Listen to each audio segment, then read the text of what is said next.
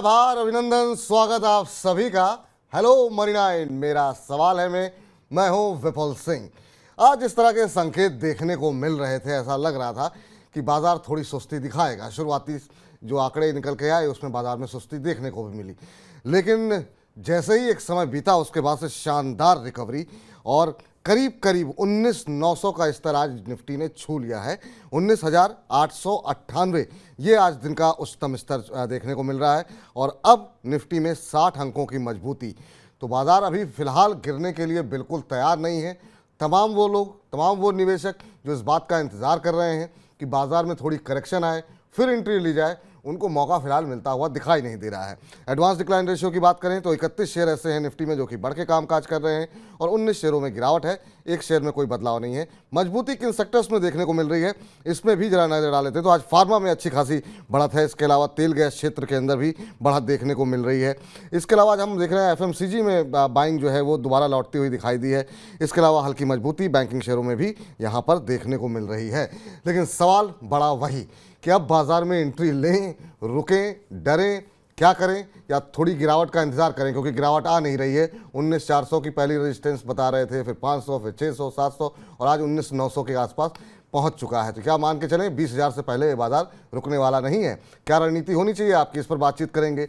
Reliance industries सबसे बड़ी खबर आज की, इसके डीमर्जर के बाद अब क्या करना चाहिए, इस पर भी होगी विस्तार से चर्चा। जो खबरों वाले शेयर हैं उनमें शामिल क्या कुछ रणनीति आपकी होनी चाहिए, इसके साथ ही आपके प्रश्नों के उत्तर होंगे और सबसे आखिर में वाह क्या आईपीओ है, हमारा खास सेगमेंट। तो बने रहिए अगले 1 घंटे हमारे साथ। और अब रूबरू कराते हैं हमारे आज के खास मेहमान से। जी हाँ, हमारे साथ आज जुड़ रहे हैं बाजार पर चर्चा करने के लिए senior vice president Geojit financial services के गौरांग शाह जी। गौरांग जी, बहुत बहुत आभार अभिनंदन स्वागत है आपका सर आज के कार्यक्रम में। और पहला प्रश्न बाजार पर ही होगा सर, क्या करें, जो लोग वेट कर रहे हैं उनका इंतजार थमने का नाम ही नहीं ले रहा है। आज लग रहा था कि शायद बाजार में गिरावट हो सकता है देखने को मिले, लेकिन बाजार में फिर से काफ़ी शानदार रिकवरी, लगातार एफआईज जो है वो खरीदते जा रहे हैं और ये तेजी कब थमेगी लोग इंतजार कर रहे हैं सर। बाजार जब थमा था और नीचे की तरफ जा रहा था तब लोग उम्मीद बना करके बैठे थे कि बाजार कब नीचे जानते हुए थमेगा और ऊपर कब जाएगा। अब जब बाजार ऊपर जा रहा है तो लोग ये चिंता कर रहे हैं कि कब थमेगा और हमें कब मौका मिलेगा। तो पहले तो बहुत बहुत धन्यवाद विपुल, इस शो पर और मंच पर आमंत्रित करने के लिए आप सभी का, और आप सभी को शुभ दिन हमारे तरफ से। धन्यवाद तो सर जी। पिछले अगर आप हफ्ते 2 हफ्ते का बाजार की चाल देखें तो मेरे ख्याल से काफी दिन ऐसे थे जहां पर शुरुआत बहुत अच्छी हुई, लेकिन दिन के दौरान में वो जो शुरुआत ऊपर के स्तर की थी पूर्ण तरीके से गंवा दी बाजार ने। कुछ लाल अंक में भी बाजार गया और जब बाजार बंद हुआ तो वो जो बढ़त थी सुबह की वो फिर से मुकम्मल कर लिया, हासिल कर ली बाजार ने। जी कुछ दिन ऐसे भी थे जब हमने गिरावट देखी थी। तो बाजार में, और हमारा ये भी मानना है बिल्कुल कि आने वाले समय में शायद इसी प्रकार का बाजार का जो रवैया है वो रहेगा। दिन के दौरान में शुरुआत अच्छी होगी सुबह, फिर बीच में आपको बढ़त गवाते हुआ नजर आएगा और फिर खरीदारी निचले स्तर पर आएगी, चाहे वो स्थानीय संस्थागत निवेशक हो या विदेशी संस्थागत निवेशक, तो वो फिर से आपको ऊपर की तरफ जाता हुआ दिखेगा। पहली तिमाही के नतीजों का सिलसिला चल रहा है। बारिश का मौसम कहीं पर बहुत ज्यादा है, कहीं पर अच्छे आंकड़ों पे आगे बढ़ रहा है जी और अनुमान यही लगाते हैं कि शायद इस महीने के अंत तक 20,000 तो मात्र एक आंकड़ा है हमारे लिए। हमें लग रहा है कि बाजार सक्षम और मजबूत है यहां से और ऊपर जाने के लिए। तो आप अपने आप को 20,000 तक क्यों सीमित करते हैं? और दुख की बात यह भी है विपुल के हमें खुद को यकीन नहीं है कि हम ये कर सकते हैं। हमें विदेशी बुद्धिमत्ता की जरूरत पड़ती है समझाने के लिए। ये बात पे मुझे बहुत आश्चर्य होता है। अगर आप में दृढ़ता है, आप में विश्वास है, आप में भरोसा है, तो आप बहुत ऊपर जा सकते हो। यहां से 20,000 की क्या मतलब होता है? मुझे तो लग रहा है यहां से और ऊपर जाएंगे। क्यों नहीं जा सकते? बिल्कुल जा सकते हैं हम। तो ये गिरावट आती रहेगी दिन के दौरान में या फिर 1-2 दिन में, जी और आप बाजार को समय, क्या ये मत कीजिए, don't try to time the market. आपको गिरावट मिलती है पूरी ताकत करके नहीं, लेकिन धीरे धीरे करके निवेश कीजिए। हमने पहले भी इसी शो पर जब बात करते हुए यही आपके दर्शकों को और निवेशकों को राय दी थी बिल्कुल। कि जब भी बाजार आपको नीचे की तरफ के दायरा देता है आपको मौका मिलता है निवेश करने के लिए।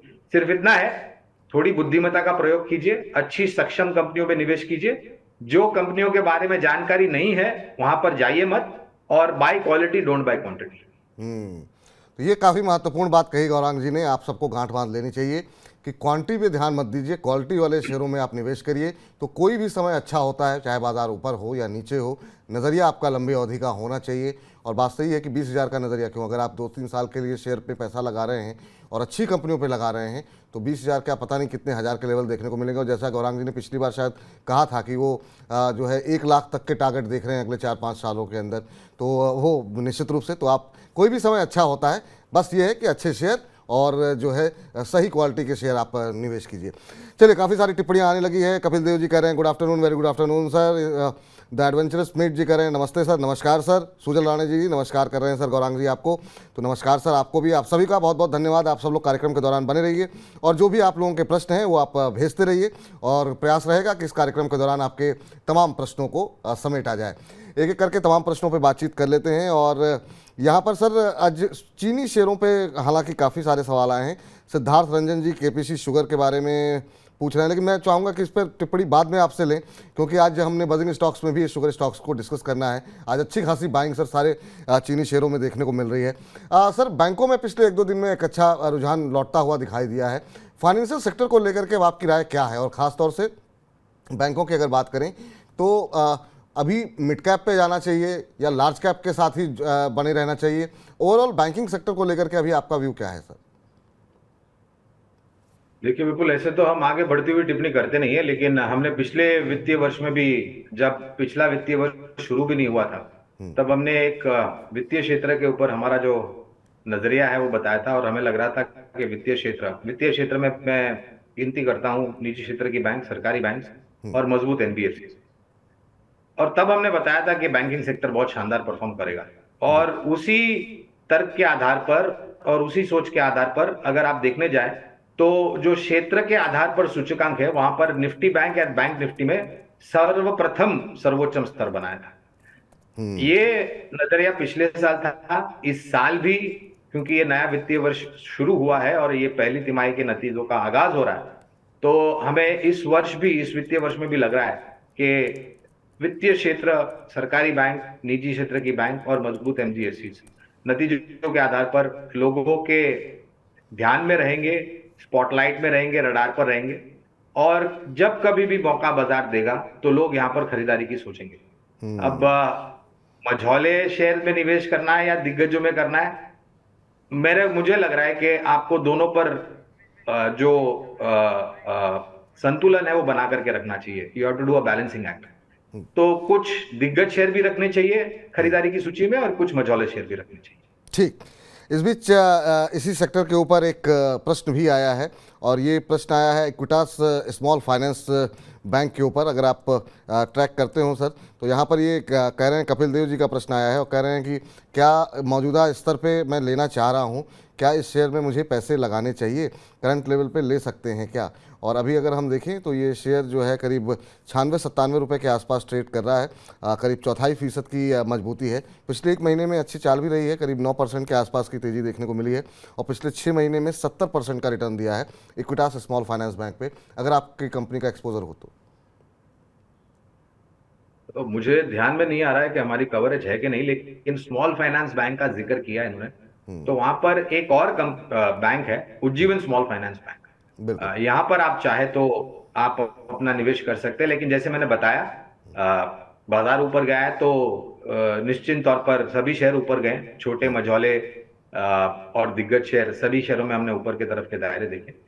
तो शुरुआत करें 25-30% जो भी आपको निवेश लायक पूंजी है उसका प्रतिशत हिस्सा आप इस स्तर पर लगाए, गिरावट पर और जुड़े।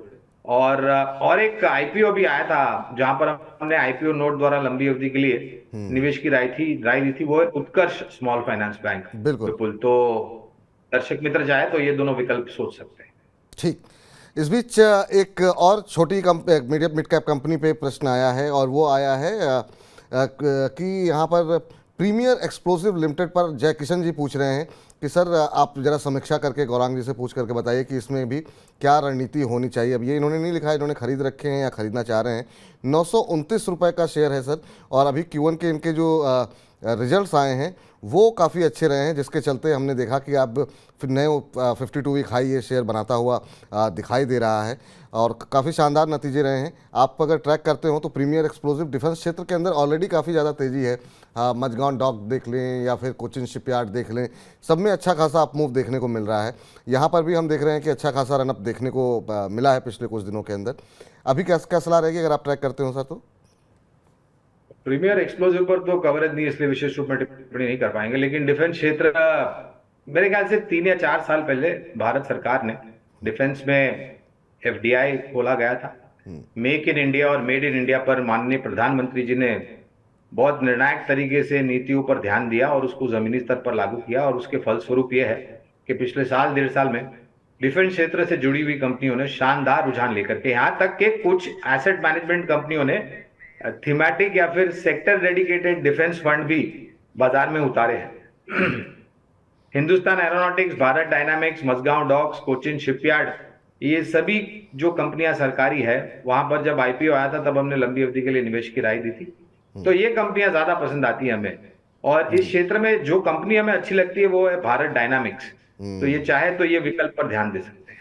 तो इन विकल्प पे अगर आप लेना चाह रहे हैं तो इन पे ध्यान दे सकते हैं, क्योंकि प्रीमियर एक्सप्लोसिव में ऑलरेडी काफ़ी जो है एक्सप्लोजन हो चुका है। एक महीने के अंदर शेयर डबल हो गया है, 107% का रिटर्न एक महीने के अंदर देखने को मिला है यहाँ पर, और पिछले 6 महीने में करीब 140% का। तो ऑलरेडी काफ़ी तेज़ी आ चुकी है सर। तो अगर आप एंट्री करना चाह रहे हैं तो जो भारत डायनेमिक्स जैसे शेयरों में आप कर सकते हैं, जैसा कि अभी गौरांग जी बता रहे हैं। चलिए, एक दर्शक उनसे संपर्क नहीं हो पा रहा है, लेकिन आयरलैंड से उन्होंने अपना प्रश्न भेजा है। जरा स्क्रीन पर लेकर के आइए, क्या पूछना चाह रहे हैं, और वो इस समय लाइव देख रहे हैं और उनसे संपर्क लेकिन नहीं हो पा रहा है, नंबर में शायद कुछ समस्या है। रजत ने भेजा है सवाल ये आयरलैंड से, और कह रहे हैं मेरे पास बजाज फाइनेंस के 36 शेयर हैं और ये इन्होंने 7285 रुपये के भाव पर लिए हुए हैं। डीमार्ट पर भी इनका प्रश्न है, ये इन्होंने 34 शेयर ले रखे हैं 4333 रुपये पे।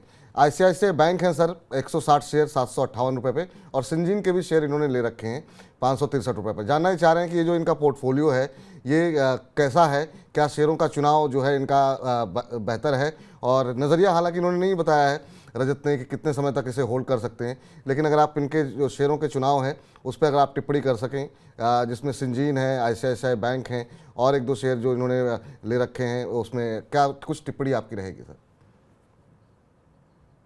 तो इन शेयरों में से मैं सिंजीन पर सीधे सीधे टिप्पणी नहीं कर पाऊंगा क्योंकि कवरेज नहीं है, लेकिन कंपनी सक्षम मजबूत है, और बायोकॉन जो कंपनी लिस्टेड है उस समूह की कंपनी है, और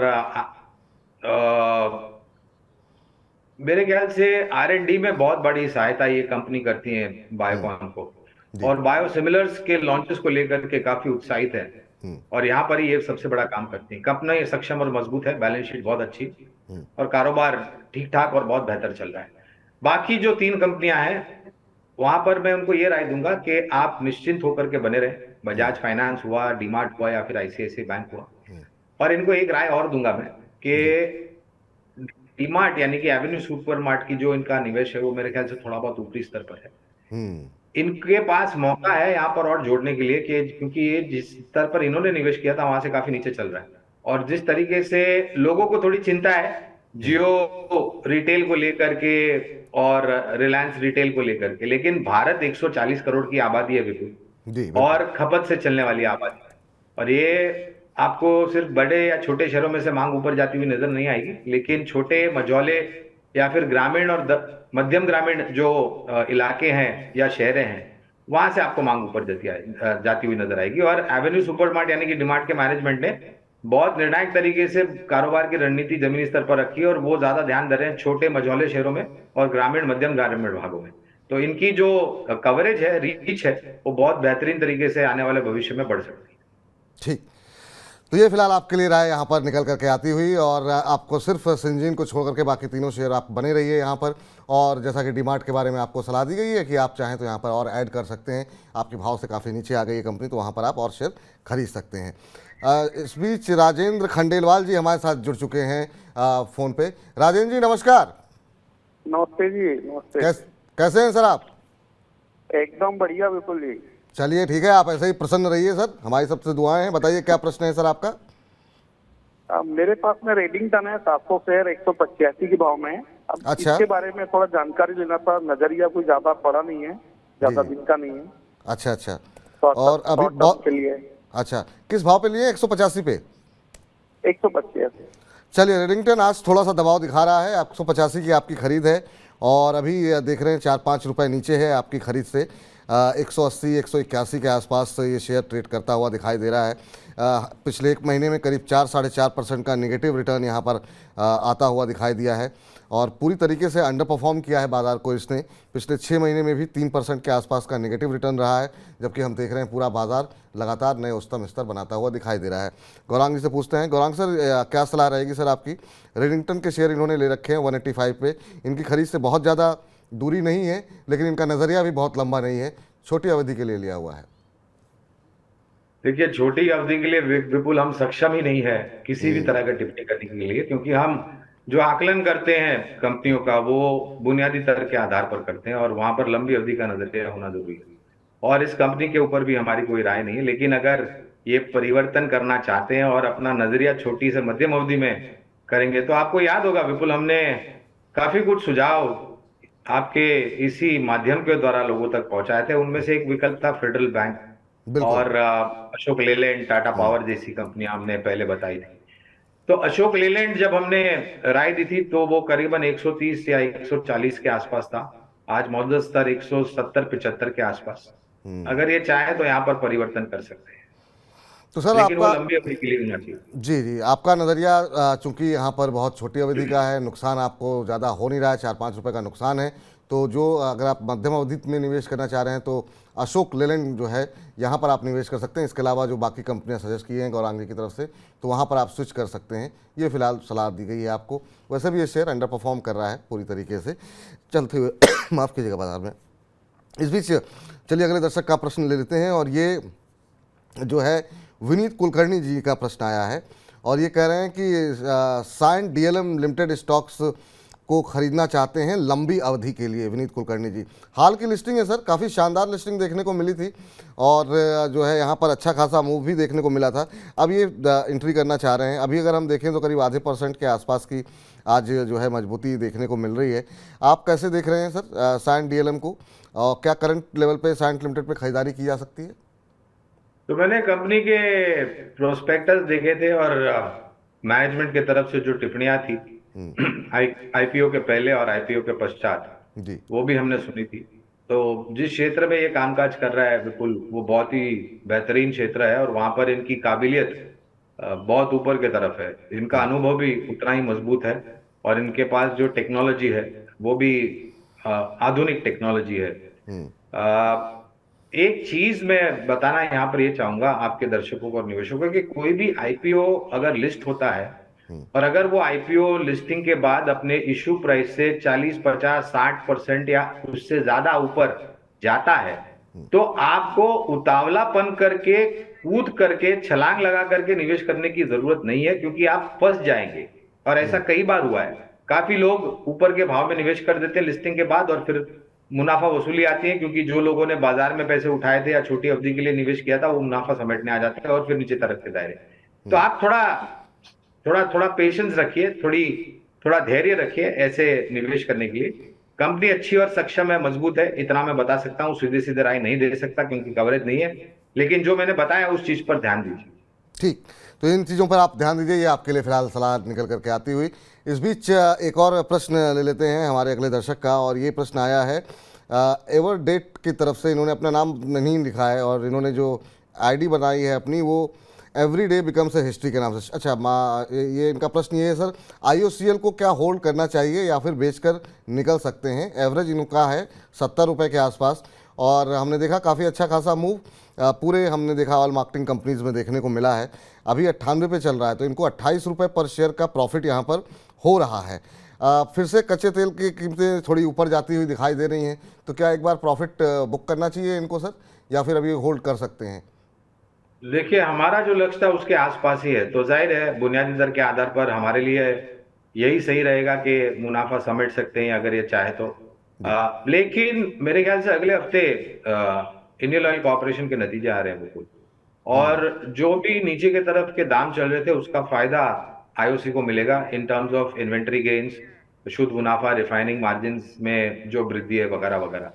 और कच्चा तेल का दाम अंतर्राष्ट्रीय मार्केट में ऊपर जा रहा है, उससे हमें ज्यादा भयभीत होने की जरूरत नहीं है, क्योंकि हम रशिया के ऊपर निर्भर है। कच्चे तेल को लेकर के डिस्काउंटेड भाव में मिल रहा है, नेचुरल गैस भी डिस्काउंटेड भाव में मिल रहा है। लेकिन अब वो रशियन क्रूड ऑयल और गैस ज्यादा आकर्षित नहीं रहा है, तो हमने ईरान से बातचीत करना शुरू की। और ईरान और भारत के बीच में विपुल बायलैटरल ट्रेड रिलेशनशिप बहुत ही मजबूत है। और जो भी भारत इंपोर्ट करता है कच्चा तेल या नेचुरल गैस, तो उसकी जो करेंसी होती है वो इंडियन डोमिनेटेड रुपी होती है, यानी कि भारतीय रुपया में वो इंपोर्ट होता है, ना कि डॉलर में। तो ये भी एक बहुत बड़ी सकारात्मक बात है। तो मैं ज्यादा चिंतित नहीं हूं, क्योंकि आई थिंक हमारे बायलैटरल रिलेशनशिप, जो देश, और ईरान दूसरा सबसे बड़ा कच्चा तेल उत्पादन करने वाला देश है और चौथा सबसे बड़ा नेचुरल गैस उत्पादन करने वाला देश। तो इस चीज की मुझे ज्यादा चिंता नहीं है, लेकिन हाँ, नतीजे आ रहे हैं तो इस पर ध्यान दें आप। ठीक, नतीजे आ रहे हैं, उस पर आप ध्यान दीजिए। ये फिलहाल जो है नजरिया आपको रखना होगा। लेकिन इस बीच हेमंता जी हमारे साथ जुड़ चुके हैं, जरा उनसे बातचीत कर लेते हैं। हेमंता जी नमस्कार। नमस्कार सर, नमस्कार। कहाँ से बोल रहे हैं सर? मेरा पास दो शेयर है सर। हाँ, एक है स्टार्लिंग विल्सन, वो 335 का बाइंग परचेस है, 140 शेयर। अच्छा, ठीक है। और 335 पे ई मुद्रा का है सर 64 शेयर, 477 परचेस। कौन सा बताया सर आपने? ई मुद्रा? ई मुद्रा लिमिटेड, ई मुद्रा। अच्छा अच्छा अच्छा, ई मुद्रा वो किस रेट पे? 477 पे? 477 सर। चलिए, ₹2 यहाँ पे आपको प्रॉफिट हो रहा है ई मुद्रा के अंदर। और दूसरा आपने पूछा स्टर्लिंग के ऊपर प्रश्न जो है वो आज भी मजबूती है। 335 की आपकी खरीद है, लेकिन अभी 365 के आसपास चल रहा है। सर इसमें रिलायंस की भी हिस्सेदारी है इस कंपनी के अंदर, और पिछले कुछ दिनों में कंपनी को ने ये कहा है कि कंपनी इस वित्तीय वर्ष में मुनाफे में आ जाएगी, और साथ ही साथ कंपनी को एक बड़ा ऑर्डर रिलायंस से मिलने की उम्मीद है, और काफ़ी सारे बड़े ऑर्डर जो है वो पाइपलाइन में है। और कुछ दिन पहले भी कंपनी को एक बड़ा ऑर्डर मिला है। इन तमाम खबरों के चलते हमने देखा कि पिछले कुछ दिनों में इस शेयर के अंदर काफ़ी अच्छा मोमेंटम बनता हुआ दिखाई दिया है। पिछले 5 कारोबारी सत्र में करीब 24% के आसपास का रिटर्न यहाँ पर ऑलरेडी आ चुका है। आप क्या, अगर आप ट्रैक करते हो Sterling and Wilson renewable energy, और दूसरा इनका ई मुद्रा के ऊपर प्रश्न है, यहाँ पे ₹2 इनको मिल रहे हैं, अगर आप ट्रैक करते हो तो। मैं ट्रैक तो नहीं करता, लेकिन हाँ, मैं एक बात बता सकता हूँ कि आने वाले 3-5 सालों में अगर सरकार ने ये बताया कि नई ऊर्जा उत्पादन करने की क्षमता खड़ी की जाएगी, और उसका आंकड़ा करीबन है 370 गीगावाट्स का, और ज्यादातर जो ऊर्जा पैदा होगी नहीं, वो होगी सूर्य किरण से, यानी कि सोलार, और वायु से, यानी कि विंड एनर्जी, और ये कंपनी उसी से जुड़ी हुई है। तो हो सकता है वो सभी कंपनियों को फायदा मिल सकता है जो इस क्षेत्र से जुड़ी हुई है और जिनके पास सक्षम और मजबूत ऑर्डर बुक है। विशेष रूप में बने रहने की, बेचने का की या खरीदारी की टिप्पणी दोनों ही कंपनियों में नहीं कर सकूंगा बिल्कुल, क्योंकि कवरेज नहीं है। ठीक, और इस बीच अब शुरू करते हैं हमारे खास सेगमेंट का रुख, और जो है कि बजिंग स्टॉक्स को लेकर के। और सबसे पहले बात बाजार के दिग्गज रिलायंस इंडस्ट्रीज़ पर ही होगी। जरा लेकर के आइए स्क्रीन पर सर। आज डिमर्जर हुआ है, और डिमर्जर के बाद भी हमने देखा काफ़ी सकारात्मक रुझान जो है देखने को मिला है रिलायंस के अंदर। शेयर प्राइस डिस्कवरी 2580 के आसपास हुई है प्रति शेयर, और उसके बाद से काफ़ी अच्छा मूव देखने को मिला है रिलायंस के अंदर। जियो फाइनेंशियल का शेयर 261.85 पर खुला, और ये प्राइस डिस्कवरी को आप कैसे देख रहे हैं सर?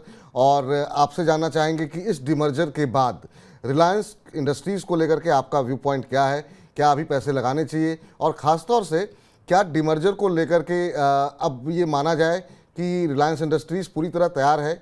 हालांकि बहुत सारे बिजनेसेस ऐसे हैं जिसका लोग बेसब्री से इंतज़ार कर रहे हैं कि कब वो डिमर्ज होगी, कब वैल्यू अनलॉक होगी, और शायद इसी वजह से काफ़ी समय तक रिलायंस चलता हुआ भी दिखाई नहीं दिया। लेकिन जब ये आया कि अब डिमर्जर होगा, उसके बाद से फिर से रिलायंस में एक अच्छा मूव देखने को मिल रहा था। कैसी रहेगी सर रिलायंस इंडस्ट्रीज़? बाजार पर, बाजार में हिस्सा लेने वाले लोगों को उत्सुकता बहुत होती है बिल्कुल, लेकिन उन सोच और विचारधारा पर कोई भी कंपनी की मैनेजमेंट काम नहीं करती। उनके अनुसार जब योग्य समय आएगा या फिर निर्णायक तरीके से कारोबार को अलग करना होगा, उसके मूल्यांकन को ध्यान में रखते हुए और शेयरधारकों का हित का ध्यान में रखते हुए ये अपने कारोबार में निर्णय लेंगे। बाजार में मुझे पता है काफी लंबे समय से रिलायंस की जो बाकी अलग अलग कारोबार की वर्टिकल्स हैं उसको लेकर के बहुत सारी उत्सुकता है, जियो को लेकर के, रिटेल को लेकर के, डिजिटल को लेकर के। लेकिन मेरे ख्याल से मैनेजमेंट सक्षम है, निर्णय पर्याप्त समय पर लेंगे। फिर आते हैं आपके प्रश्न के ऊपर, रिलायंस के ऊपर। तो आज से कई सालों से हमारे कवरेज रिलायंस इंडस्ट्रीज पर खरीदारी की रही है।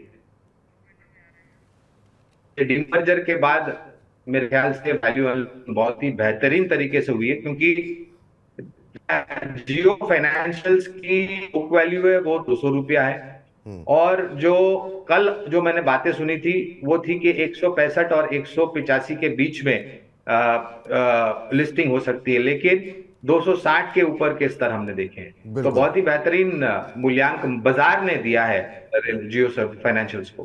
तो जाहिर है, और एक बहुत बड़ा नेटवर्क रिलायंस के पास है जो सहायता करेगा जियो फाइनेंशियल्स को काफी गहरे क्षेत्र तक पहुंचने के लिए, और प्रोडक्ट्स और सर्विसेज भी मेरे ख्याल से ये ज्यादा से ज्यादा ऑफर करना चाहेंगे, जो भी फाइनेंशियल इंक्लूजन और लिटरेसी की हम बात करते हैं बिल्कुल उसको ध्यान में रखते हुए। तो खरीदारी की राय आज से कई सालों पहले थी, आज भी है और भविष्य में भी रहेगी। तो अभी सर बात आपने की रिलायंस को लेकर के, लेकिन रिलायंस का जो डिमर्जर हुआ है, जो दूसरी कंपनी बनी है, वो उसकी वैल्यूएशन आप कैसे देख रहे हैं? क्या वहाँ पर भी जिन लोगों के पास जिनको शेयर नहीं मिले हैं वो अब सेकेंडरी मार्केट में अगर एंट्री लेना चाहें तो आप कैसे देख रहे हैं? कंपनी के इस बिजनेस को क्या आपने देखा है, कैसे आगे चलते हुए इसमें ग्रोथ दिखने को मिल सकती है? इसको लेकर के भी बहुत सारे प्रश्न आ रहे हैं, तो अगर आप उस पर भी टिप्पणी कर सकें।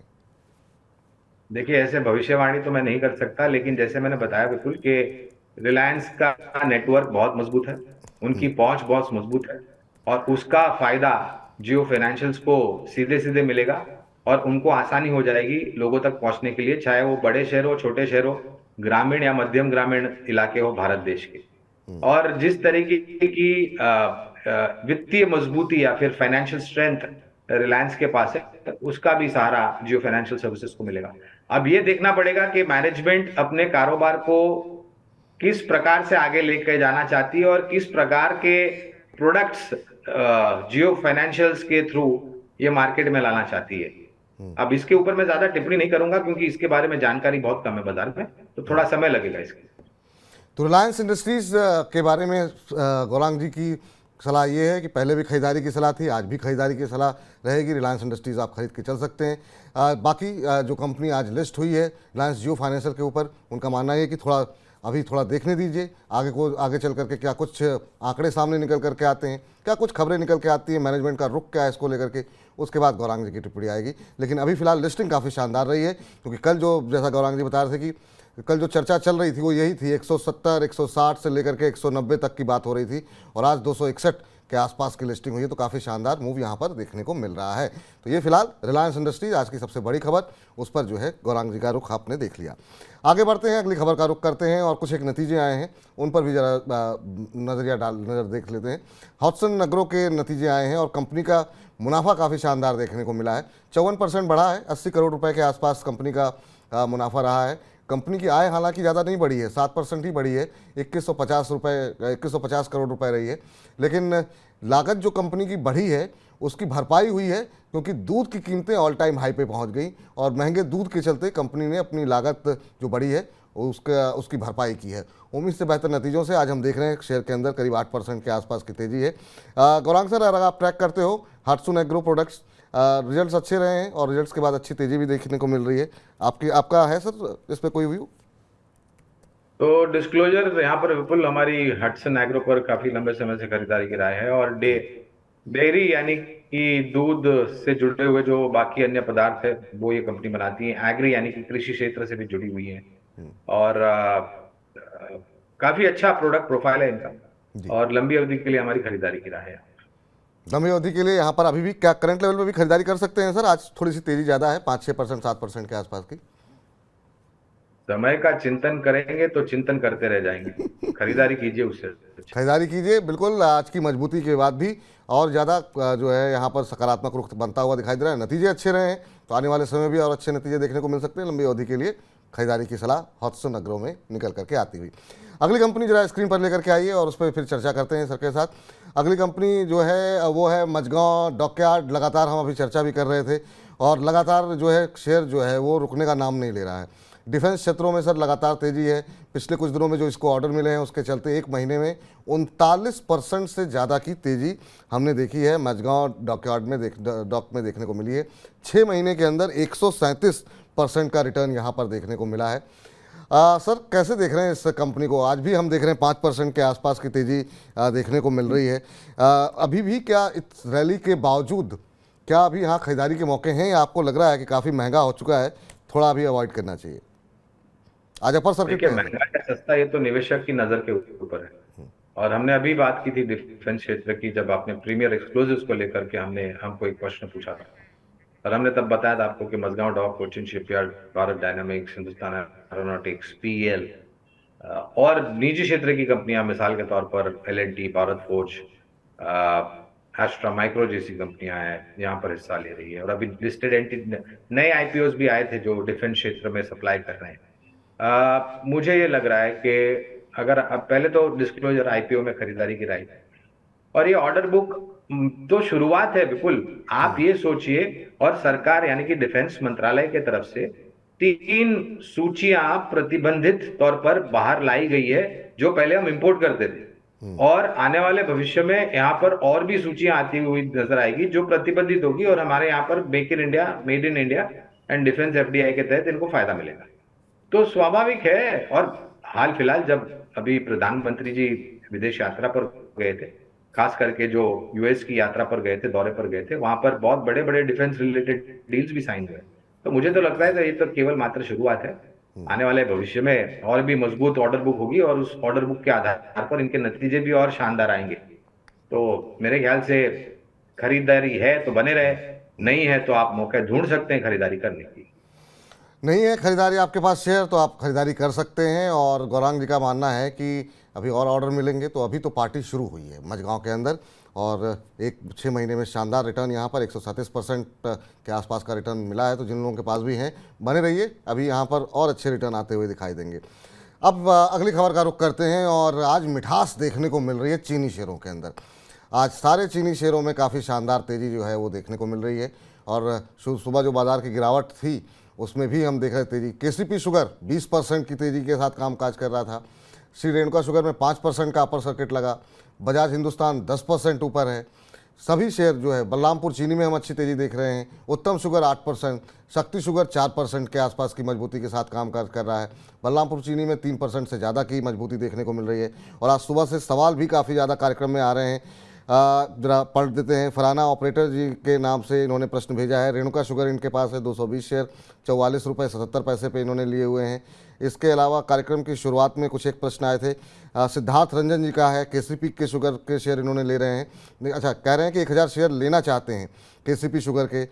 इसके अलावा भी 1-2 प्रश्न थे, शायद मुझसे मिस हो रहे हैं, लेकिन काफ़ी सारे सवाल शुगर सेक्टर को लेकर के आज आए हैं अलग अलग कंपनियों के। सर, चीनी क्षेत्र में आज जो मिठास देखने को मिल रही है उसको आप कैसे देख रहे हैं? और यहाँ पर समय समय पर अपने आप एक तेज़ी आती है, कुछ एक खबरें निकल के आती हैं, उसके बाद एक मोमेंटम देखने को मिलता है।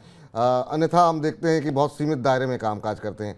अभी चीनी को लेकर के आपकी क्या राय है? और जो हमारे दर्शक खरीदना चाह रहे हैं या कुछ लोगों ने खरीदारी की हुई है उनके लिए क्या कुछ सलाह रहेगी आपकी? और आपके पसंदीदा शुगर स्टॉक्स कौन से होंगे? विपुल, मैं क्षेत्र पर टिप्पणी करूंगा, कंपनियों पर टिप्पणी नहीं करूंगा क्योंकि कवरेज नहीं है। ठीक सर। अब इन कंपनियों का मुख्य काम क्या है?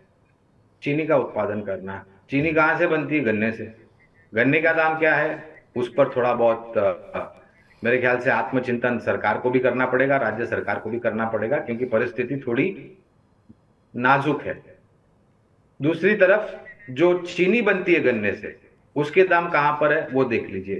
तो वो जो संतुलन बना रहना चाहिए वो नहीं बन रहा है, और इसके कारण कुछ चीनी कंपनियों के बैलेंस शीट पर देनदारी यानी कि डेट जो है वो बहुत ऊपर की तरफ है। लेकिन पिछले कुछ सालों में एक आशा की किरण जाग रही है, और वो इस रूप में जाग रही है इथेनॉल को लेकर के, क्योंकि नाफ्ता का रिप्लेसमेंट अब इथेनॉल ने किया है।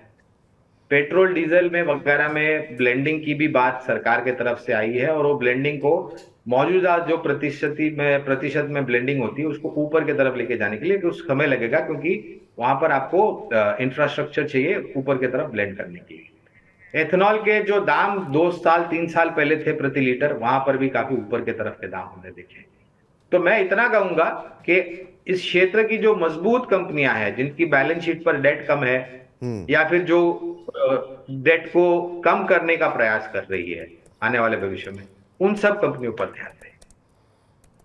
तो उन सब कंपनियों पे ध्यान दीजिए जहां पर कि कर्ज जो है कंपनी के ऊपर कम हो, जो कंपनी अच्छी हो उन पे आप नजर डालिए। तो ये अच्छा खासा मोमेंटम जो है, केसीपी शुगर 20% ऊपर, श्रीलंका शुगर 5% ऊपर। जरा एक बार सबके चार्ट जरा अगर हो सके तो दिखा दीजिए आज किस तरह का मोमेंटम यहाँ पर देखने को मिल रहा है। सभी में अच्छा खासा बढ़त, अच्छी खासी तेज़ी यहाँ पर देखने को मिल रही है। चलिए आगे बढ़ते हैं और ज़रा नज़र डाल लेते हैं अगली कंपनी के ऊपर, और वो है सुज़लॉन एनर्जी। सुज़लॉन एनर्जी जो है, हमने देखा पिछले 1-1.5 महीने के अंदर एकाएक नज़र में आई, लोगों के चर्चा में आई, और देखते ही देखते यहाँ पर जो है लगातार शानदार मूव देखने को मिला पिछले 1-2 महीने के अंदर। अब पिछले हाल फिलहाल में जो कंपनी को ऑर्डर मिला है उसके चलते एक मजबूती देखने को मिल रही है। कंपनी के बोर्ड ने हाल ही में 2000 करोड़ रुपए जुटाने को भी मंजूरी दे दी है। अब कंपनी एक्सपेंशन भी प्लान करती हुई दिखाई दे रही है। एक महीने में 31% के आसपास की मजबूती इस शेयर में देखने को मिली है। तमाम ब्रोकरेज हाउसेस की तरफ से अब यहाँ पर बाय कॉल भी आने लगी है। ICICI सिक्योरिटीज़ ने शेयर पर 22 रुपये का लक्ष्य दिया है। अभी हम देख रहे हैं 18-19 के आसपास चल रहा है। सर क्या सलाह रहेगी? सुज़लॉन एनर्जी एक समय था कि लोगों को काफ़ी रुलाया इसने, और जब बात होती थी विंड पावर की और रिन्यूएबल एनर्जी की, और उसके बाद से लोगों ने भर भर के खरीदे और बाद में काफ़ी लोगों की जेब खाली हुई। अब एक बार फिर से चर्चा में है काफ़ी लंबे अरसे बाद। और अभी आप अगर आप ट्रैक करते हो या आपकी कवरेज हो तो सुज़लॉन एनर्जी पे आपकी राय जानना चाहेंगे। पहले तो ऐसी कंपनियों पर हम हमारा समय व्यर्थ नहीं करते हैं। और हिंदी में एक कहावत है बिल्कुल, जी। दूध का जला छाछ भी फूंक के पीता है। और आज के तारीख में भी लोग रो रहे हैं, जिन्होंने भी ऊपरी स्तर पर खरीद। हर इतिहास पता है कितने साल बीत गए होंगे, लोगों के आंसू खून के निकल रहे होंगे जिन्होंने भी निवेश किया होगा एक कंपनी में। मैं टिप्पणी नहीं करूंगा इसके। ठीक है सर, और सही बात है कि जिन लोगों ने अपने हाथ जलाए हैं सुज़लॉन एनर्जी पे और सुज़लॉन एनर्जी की स्टोरी पे भरोसा करके, तो 2-3 शेयर तो मुझे याद हैं उस ज़माने के। एक था जब रिलायंस पेट्रो का IPO आया था, इसके अलावा या सुज़लॉन एनर्जी, ये तमाम वो शेयर हैं जिसपे कि लोगों का फिर दोबारा जो है इस क्षेत्र के ऊपर से भरोसा उठ गया था। चलिए अब आगे बढ़ते हैं, एक और कंपनी के नतीजे आए हैं उस पर जरा नज़र डाल लेते हैं। जरा स्क्रीन पर लेकर के आइए, और यहाँ पर हम देख रहे हैं कि नतीजे काफ़ी अच्छे रहे हैं और ऑर्डर मिला है। यहाँ पर PNC इंफ्राटेक को NHAI से 3 बड़े ऑर्डर मिले हैं, और ये 3000 करोड़ से ज़्यादा के ऑर्डर हैं। करीब 3264 करोड़ रुपए का ये कंपनी को ये ऑर्डर मिला है, और इसके चलते हम देख रहे हैं कि आज PNC इंफ्राटेक में 4% से ज़्यादा की बढ़त देखने को मिल रही है। सर मिड कैप इंफ्रास्ट्रक्चर कंपनियों पे आपकी राय, और अगर PNC इंफ्रा पे आपका एक्सपोजर हो तो आपकी टिप्पणी। तो कुछ दिनों पहले भारत सरकार ने मेरे ख्याल से इस क्षेत्र को लेकर के बड़ी बड़ी घोषणाएं की थी, और गति शक्ति के तहत विपुल जो भी बड़े बड़े इंफ्रास्ट्रक्चर प्रोजेक्ट्स हैं उनको तीव्र गति पे निर्णायक तरीके से पूर्ण करने की बात की थी। इलेक्शन का समय है, इस साल राज्य स्तर पर इलेक्शन है, अगले साल 2024 में एक बड़ा इलेक्शन। मुझे लग रहा है कि इस क्षेत्र को बहुत बड़ा फायदा मिलेगा, और अगर आपको अपनी विकास दर 6 जो भी है 5 उससे आगे बढ़ा करके 7, 7.5 और उसके ऊपर जाना है, और भारत देश को अगर नेक्स्ट ट्रिलियन इकोनॉमी बनना है, तो आपको अपना जो इंफ्रास्ट्रक्चर का ढांचा है उसको न तो सिर्फ मजबूत और करना पड़ेगा, लेकिन उसको और आधुनिक भी बनाना पड़ेगा। और इस स्तर के आधार पर हमें लग रहा है कुछ कंपनियां अभी आपने जो कंपनी का नाम लिया PNC इंफ्राटेक, ये हमारी कवरेज में खरीदारी की सूची में है बुनियादी स्तर के आधार पर। इसके अलावा KNR कंस्ट्रक्शन नामक कंपनी है, NCC लिमिटेड और L&T limited, Larsen and Toubro.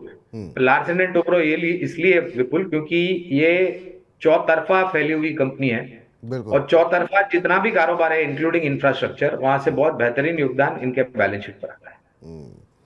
तो ये आप PNC इंफ्राटेक पे खरीदारी की सलाह है, NCC अच्छा लग रहा है, L&T अच्छा लग रहा है, ये वो शेयर हैं जो कि गौरांग जी कह रहे हैं इंफ्रास्ट्रक्चर में जो है अभी आने वाले समय में पूरे सेक्टर में मजबूती देखने को मिल सकती है।